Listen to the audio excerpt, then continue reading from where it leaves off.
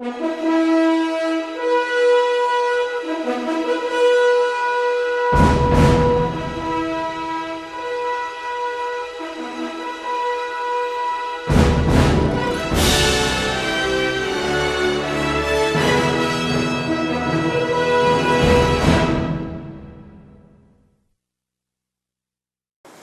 இயேசு கிறிஸ்துவின் நாமத்தில் தொலைக்காட்சி நேயர்களுக்கு எங்களுடைய அன்பின் வாழ்த்துக்கள். இந்த நிகழ்ச்சிகளை குறித்த உங்கள் கருத்துக்களை எங்களோடு பகிர்ந்து கொள்ளும்படி வேண்டிக் கொள்ளுகிறோம். இந்த நிகழ்ச்சி உங்களுக்கு ஆசீர்வாதமாக இருக்குமேயானால் எங்களோடு தொடர்பு கொள்ளுங்கள். இந்த நிகழ்ச்சிகளை தொடர்ந்து நீங்கள் யூடியூபிலும் நீங்கள் பார்க்கலாம். இந்த நாளிலே யோவான் சுவிசேஷம் 4ஆம் அதிகாரம் 6ஆம் வசனத்திலிருந்து சில சத்தியங்களை உங்களோடு பகிர்ந்து கொள்ளும்படி விரும்புகிறேன். யோவான் சுவிசேஷம் 4ஆம் அதிகாரம் 6ஆம் வசனம்.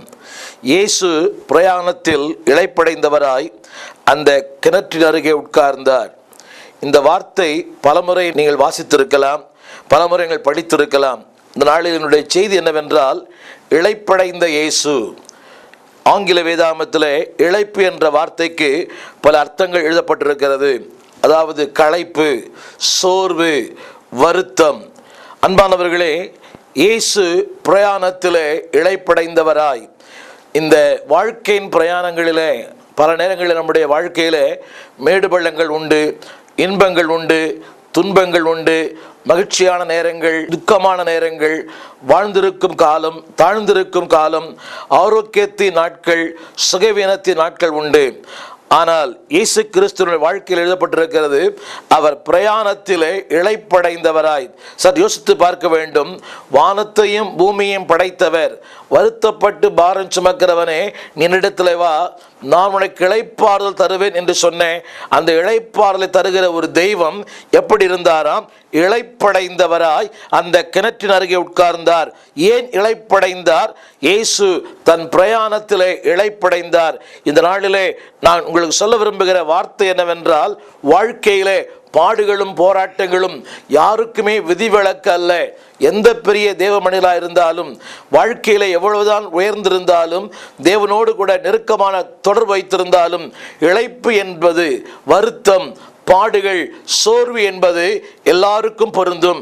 அது இரட்சகர் இயேசுவுக்கும் அது பொருந்தும். இங்கே இன்னொன்று சொல்ல விரும்புகிறேன்.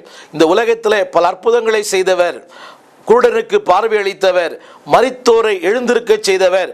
ஆனால் தனக்கென்று ஒரு அற்புதத்தையும் அவர் செய்யவில்லை. அவர் செய்த எல்லா அற்புதங்களுமே மற்றவர்களுக்காகத்தான். தன் வாழ்க்கையிலே தனக்கென்று எந்த அற்புதத்தையும் நிகழ்த்தி கொள்ளவில்லை. அதுதான் ஆண்டவர் இயேசு கிறிஸ்துவினுடைய தனிச்சிறப்பு. அவர் பசியாய் இருந்தார். பிசாசு சொன்னார், இந்த கல்லுகளை அப்பமாய் மாற்றும். அவர் செய்திருக்க முடியும். ஆனால் தனக்கென்று எந்த அற்புதத்தையும் ஆண்டவர் செய்யவில்லை. அவர் செய்த அற்புதங்கள் எல்லாமே மற்றவர்களுக்காக. இந்த நாளிலே என்னுடைய செய்தி என்னவென்றால், ஏன் இயேசு இளைப்படைந்தார்? அன்றைக்கு இளைப்புக்கு என்ன காரணம் என்றால், அந்த பிரயாணங்கள், அல்லாவிட்டால் அந்த நீண்ட தூர ஒரு பயணங்கள். இன்றைக்கு அதே இயேசு கிறிஸ்து உன்னுடைய வாழ்க்கையிலே இளைப்படைந்தவராய், வருத்தம் உள்ளவராய், சோர்ந்து போனவராய் அவர் காணப்படுகிறார். இந்த நாளிலே அதை இன்னொரு பகுதியில் நான் உங்களுக்கு சொல்ல விரும்புகிறேன். இந்த இயேசு உன்னுடைய வாழ்க்கையிலே மகிழ்ச்சி உள்ளவராய் இருக்கிறாரா, துக்கம் உள்ளவராய் இருக்கிறாரா? தமிழ் வேதாகமத்திலே இளைப்பு எழுதப்பட்டிருக்கிறது.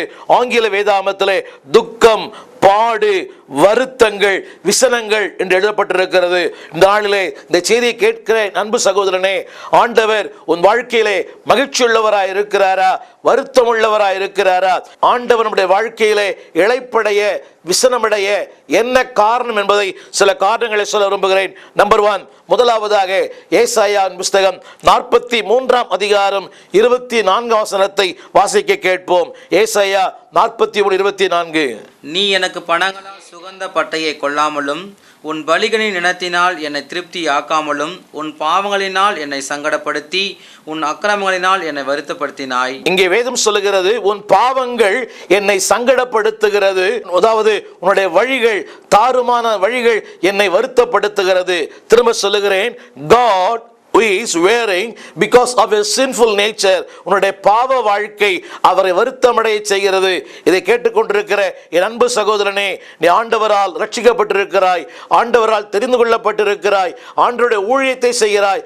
ஆனால் இன்னும் உன் வாழ்க்கையிலே மறைவான பாவங்கள், ஒருவேளை அது உனக்கு மனைவிக்கு தெரியாமல் இருக்கலாம், உன் புருஷனுக்கு தெரியாமல் இருக்கலாம். என் அன்பு பிள்ளைகளே, உங்கள் பெற்றோருக்கு உங்கள் பாவங்கள் தெரியாமல் இருக்கலாம். நீங்கள் வாசித்த அந்த வசனத்தை பாருங்கள். உங்கள் பாவங்கள், உங்களுடைய வாழ்க்கையின் தாறுமாறான வாழ்க்கை அவரை சங்கடப்படுத்துகிறது, அவரை வருத்தப்படுத்துகிறது, அவரை விசனப்படுத்துகிறது.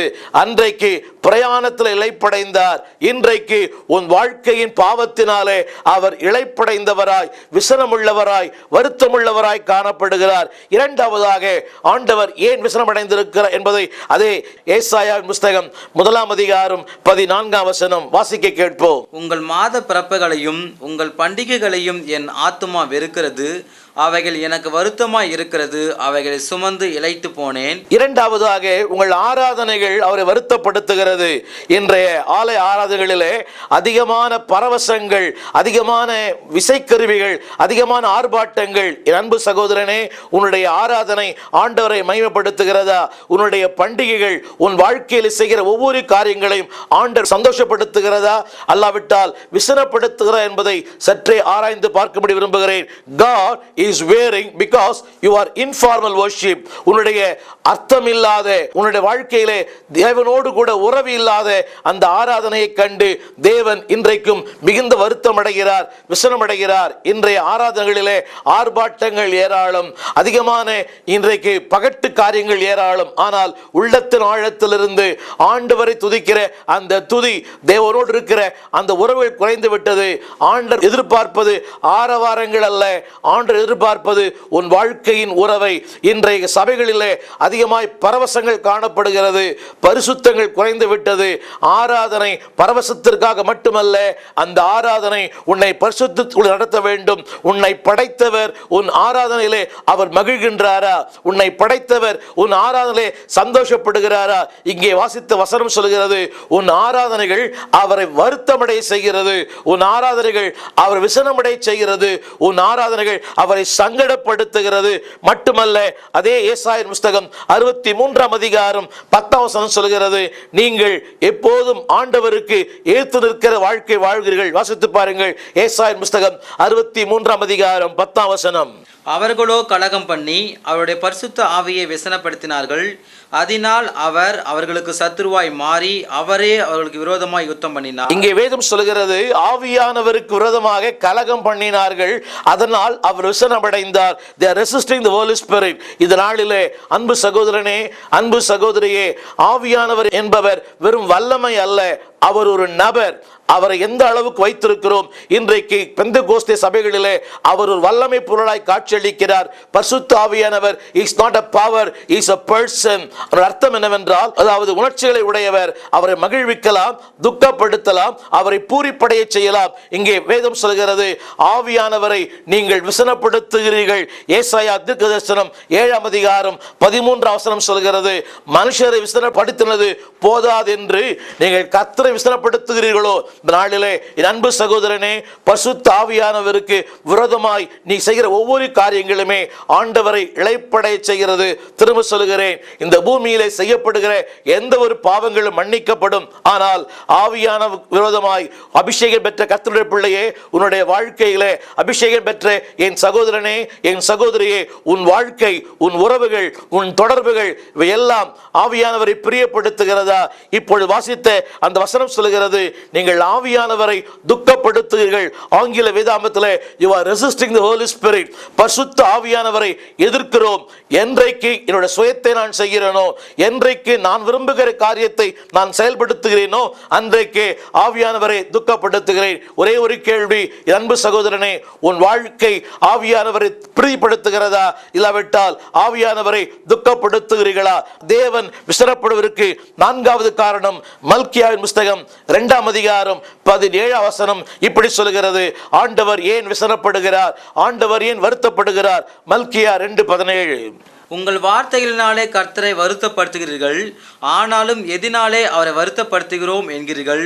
பொல்லாப்பை செய்கிறவன் எவனும் கர்த்தரின் பார்வைக்கு நல்லவன் என்றும் அப்படிப்பட்டவர்கள் பேரில் அவர் பிரியமாய் இருக்கிறார் என்றும் நியாயத்திருக்கிற தேவன் எங்கே என்றும் நீங்கள் சொல்லுகிறதுனாலேயே. அடுத்தபடியாக ஆண்டவர் வருத்தப்படுகிற நான்காவது குறிப்பு என்னவென்றால் the rebellion spirit, அதாவது உங்கள் வார்த்தைகள் அவரை வருத்தப்படுத்துகிறது. இன்றைக்கு கிறிஸ்தவ உலகத்திலே அநேகர் அடிக்கடி ஆண்டவரை பற்றிய ஒரு மனத்தாங்கள், நன்றாய் கவனிங்கள், என்றைக்கு ஆண்டவரை குறித்த மனத்தாங்கள் உள்ளத்தில் ஏற்படுகிறதோ அன்றைக்கே நீங்கள் ஆண்டவர் விட்டு விலகி பிசாசுக்கு சபியமாய் போய்விட்டீர்கள். திரும்ப சொல்லுகிறேன், ஆண்டவரை குறித்த மனத்தாங்கள் என்றைக்கு ஏற்படுகிறதோ, எனக்கு இந்த வியாதி தந்து விட்டார், எனக்கு ஏன் இந்த பாடுகள், எனக்கு ஏன் இந்த வருத்தங்கள், அந்த வசனம் சொல்லுகிறது, பொல்லாப்பை செய்கிற எவனும் நல்லவனா இருக்கிறான், அப்படிப்பட்டவன் பேரில் அவர் பிரியமா இருக்கிறார், நீ செய்கிற தேவன் எங்கே என்று உன் உள்ளத்தில் எழும்புகிற பல கேள்விகள் தான் அவரை வருத்தப்படுத்துகிறது. இன்றைக்கு அநேகர் சொல்லுகிற வார்த்தை, ஐயா நான் ஆண்டவர் ஆண்டவர் என்று சொல்லுகிறேன், எனக்கு டி ப்ரமோஷன், கடவுளே இல்லை என்று சொல்லுகிறான், அவனுக்கு டபுள் ப்ரமோஷன். கடவுளை நம்பாத பிள்ளைகளுக்கெல்லாம் திரும்ப நடக்கிறது, ஆண்டவரே நம்பி வாழ்கிற என் பிள்ளைகளுக்கு நல்ல வாழ்க்கை அமையவில்லையே.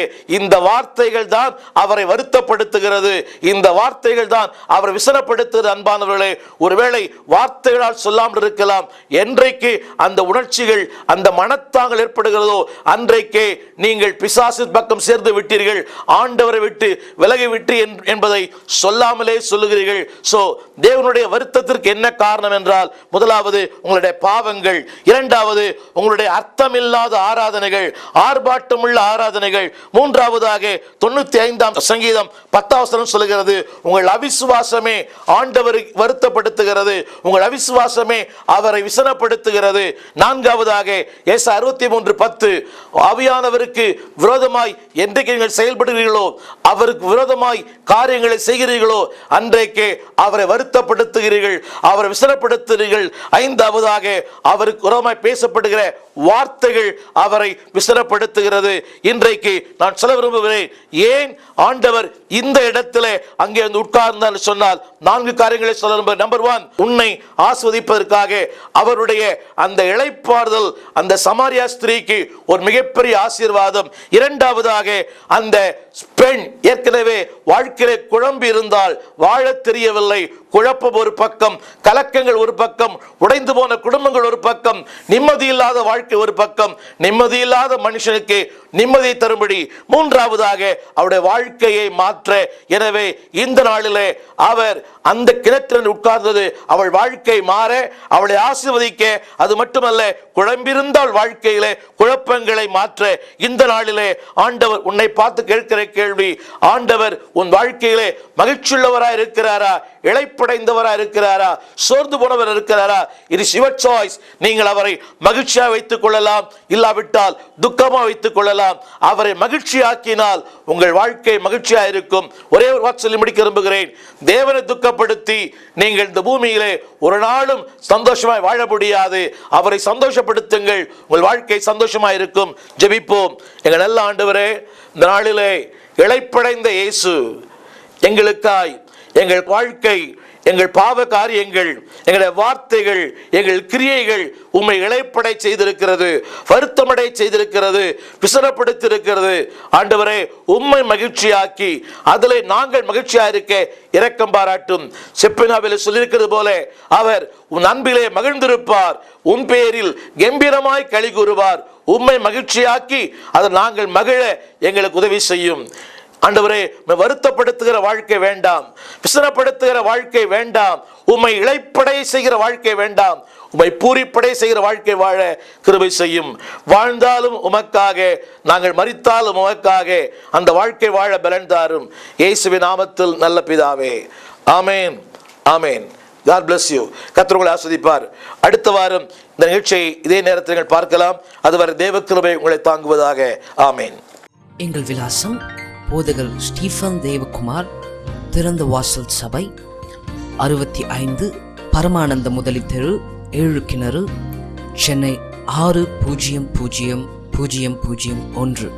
எங்களுடைய தொலைபேசி எண் 25281985.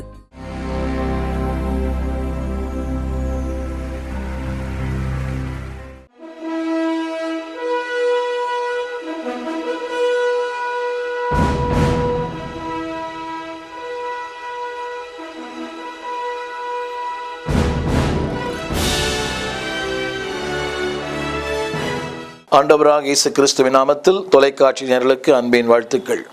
இந்த நாட்களிலே உலகமெங்கும் சிலுவையை தியானிக்கிறார்கள். சிலுவையின் உபதேசங்கள் பேசப்படுகிறது. இது ஒரு காலகட்டத்துக்கு மட்டுமல்ல, சிலுவை நம்முடைய வாழ்க்கையின் பங்காய், அது பாகமாய் ஒவ்வொரு நாளும் நம்முடைய அனுதின வாழ்க்கையிலே சிலுவை மாபெரும் பங்கை வகிக்கிறது.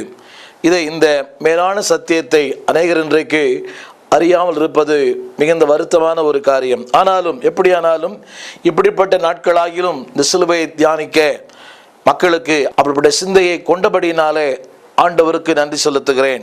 இந்த நாளிலே என்னுடைய தலைப்பு என்னவென்றால், சிலுவையினால் உண்டாகிற மேன்மை, அளவிட்டால் சிலுவையினால் உண்டாகிற ஒரு மகிமை. சிலுவை எந்த அளவுக்கு என் வாழ்க்கையை மகிமைப்படுத்தியிருக்கிறது, சிலுவையினாலே நான் பெற்ற நன்மைகள் என்ன என்பதை சில வசனங்கள் மூலமாக உங்களோடு பகிர்ந்து கொள்ளும்படி விரும்புகிறேன். கலாத்தியர் புஸ்தகம் 6ஆம் அதிகாரம் 14ஆம் வசனம் இப்படி சொல்லுகிறது: நானோ நம்முடைய கர்த்தராகிய இயேசு கிறிஸ்துவின் சிலுவை குறித்தல்லாமல் வேறு ஒன்றை குறித்தும் நான் மேன்மை பாராட்டாதிருப்பேனாக. இதைத்தான் ஒரு பழைய பாடல், எந்த மேன்மை சிலுவை அல்லாமல் ஏதுமில்லை எந்த பாரினிலே, ஒரு பழைய பாடல். ஆமன்பானவர்களே, இந்த வார்த்தை ஆரம்பிக்கும் போது இப்படி ஆரம்பிக்கிறது: நானோ நம்முடைய இயேசு கிறிஸ்துவின் சிலுவை அல்லாமல் வேறு ஒன்றை குறித்தும் மேன்மை பாராட்டாதிருப்பேனாக. இன்னொரு மொழிபெயர்ப்பிலே, எதை குறித்தும் நான் மகிமை அடையாமல் இருப்பேனாக, எதை குறித்தும் நான் பெருமை பாராட்டாது இருப்பேனாக. இந்த உலகத்திலே பெருமை பாராட்டுவதற்கு எவ்வளோ காரியங்கள் இருக்கிறது. படிப்பு, அறிவு, திறமை, சாமர்த்தியம், புகழ், அவருடைய இன்டலெக்சுவல், இப்படி பல காரியங்களை குறித்து இன்றைக்கு மனிதர்கள் பெருமை பாராட்டலாம். ஆனால் இந்த மாபெரும் தேவ மனிதன், ஆண்டவரை முகமாய் சந்தித்த 3ஆம் வானவர் எடுத்துக்கொள்ளப்பட்ட ஒரு மாபெரும் தேவ மனிதனுடைய வார்த்தையை கேளுங்கள். நானோ, அதன் அர்த்தம் என்னவென்றால், எதை குறித்து மேன்மை பாராட்டினாலும் எந்த மேன்மை சிலுவை. சிலுவை என்று நான் பேசும் ஒவ்வொரு இடத்திலையும் நீங்கள் கிறிஸ்துவை சிந்தையிலே கொள்ளும்படி அன்பாக கேட்கிறேன். எங்கெல்லாம் சிலுவை வருகிறதோ அங்கெல்லாம் கிறிஸ்து கூட பின்னி இருக்கிறார். இந்த நாளிலே இந்த வசனம் சொல்கிறது, நான் வேறு ஒன்றை குறித்து மேன்மை பாராட்டாதிருப்பேனாக. இதற்கு என்ன காரணம் என்று சொன்னால், நான் கொடுக்கிற தலைப்பு என்னவென்றால், அன்பானவர்களே, இந்த சிலுவை என் வாழ்க்கையிலே என்னையும் உலகத்தையும் வேறு பிரித்தது. the mark of separation, அதாவது என்னையும் இந்த உலகத்தையும் வேறு பிரித்தது சிலுவை. அந்த வார்த்தையை படிக்கிறேன் கேளுங்கள். அவரால், அந்த சிலுவையினால் இந்த உலகம் எனக்கு சிலுவையில் அறையுண்டிருக்கிறது, நானும் உலகத்திற்கு சிலுவையில் அறையுண்டிருக்கிறேன். இந்த வார்த்தை நான் சொல்லுகிறேன். அவர், நான். அவரால் எனக்கு கிடைத்த நன்மை என்ன? அவரால் எனக்கு என்ன கிடைத்தது? இந்த உலகத்திலே என் வாழ்க்கை மாற்றப்பட்டிருக்கிறது, என் வாழ்க்கை பிரித்தெடுக்கப்பட்டிருக்கிறது. There is a mark of separation. நான் உலகத்தை விட்டு பிரிந்து வாழ்கிறேன். அல்லாவிட்டால் உலகத்தை விட்டு என் வாழ்க்கையிலே ஒரு வேறுபட்ட வாழ்க்கையை நான் வாழ்ந்து கொண்டிருக்கிறேன். உலகம் என்னை விட்டு ஓடிவிட்டது, நான் இந்த பூமியிலே பிரிந்து வாழ்கிறேன். அன்பானவர்களே, சிலுவை ஒரு கிறிஸ்தவனுடைய வாழ்க்கையிலே ஒரு மாபெரும் பிரிவை உண்டு பண்ணுகிறது. அதுதான் அந்த சிலுவையினுடைய நேர்கோடு. பாவமான இந்த நேர்கோட்டிலே தேவன் குறுக்கிடுகிறார். அந்த குறுக்கிடுதல் தான் சிலுவை. மனிதன் இன்றைக்கு பாவத்தோடு வாழ்கிறான். அந்த பாவத்திற்கு ஒரு தேவனுடைய ஒரு இன்டர்வென்ஷன் ஆஃப் காட், தேவனுடைய அந்த குறுக்கீடு தான் சிலுவை. இந்த நாளிலே சிலுவை தருகிற முதல் ஆசீர்வாதம் என்னவென்றால், the mark of separation, என்னையும் இந்த உலகத்தையும்